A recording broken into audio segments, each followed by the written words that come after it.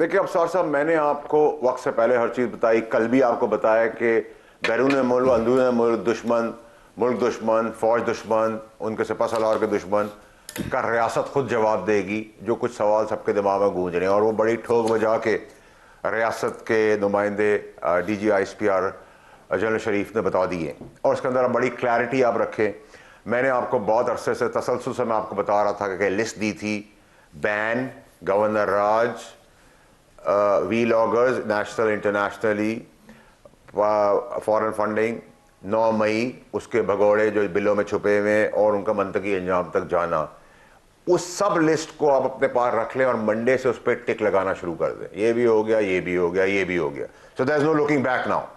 अब ये हुआ क्यों और कैसे हुआ, मैं आपको पीछे लेके जाता हूं।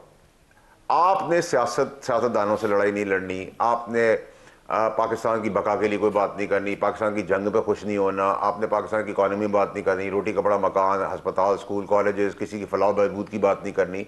आप सियासतदानों से अग्री करें, डिसएग्री करें, नाराज हो, बोलें, अच्छा बोले, बुरा बोले, ये सियासत का नाम है। ये रास्ता बनाती है, अच्छा भी बनाती है, बुरा ही बनाती है। बड़ा बाहर निकलें, आपकी जीती हुई फौज जिसने आपके 10 गुना बड़ी मुल्क को शिकस्त दी है, उसकी जीती हुई कौम के सिपा सलार जो जिसका कोई ताल्लुक नहीं है, उसको रोज गाली, रोज गाली, रोज गाली, रोज गाली। ये टॉलरेंस शुरू हुई जब नून का पीम पी सब टी सी छोटा छोटा करती थी, उससे 200 कदम आगे चली गई PTI। ये वहां रोकना चाहिए था, ये यहां तक आ गया।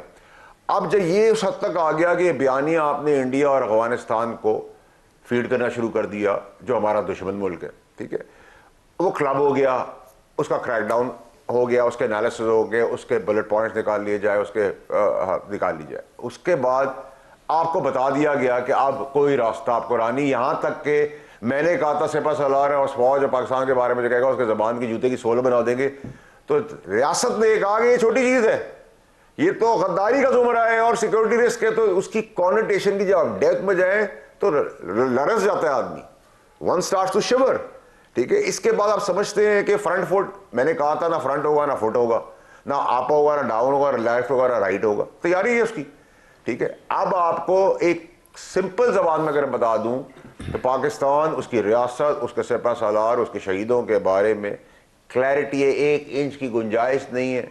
लितर छितर डंडा परेड शुरू है।